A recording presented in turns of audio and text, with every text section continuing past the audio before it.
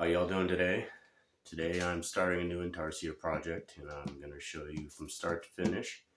So hit subscribe. I appreciate you guys following along. Maybe you'll learn something new, maybe not. But Intarsia is very important from the beginning to the end, starting with the pattern. And today I am doing a Chippewa Woods pattern.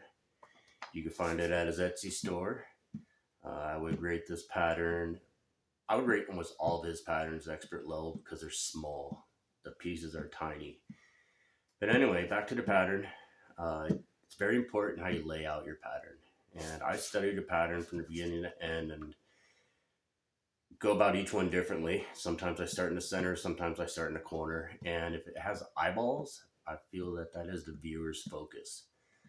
So your eyes are always going to gravitate as a viewer to the eyeballs, and it's going to work your way around the piece, and it keeps going back to the eyeballs. So if you mess up the eyeballs, your whole piece is kind of messed up in my opinion. So I start with the eyeballs myself.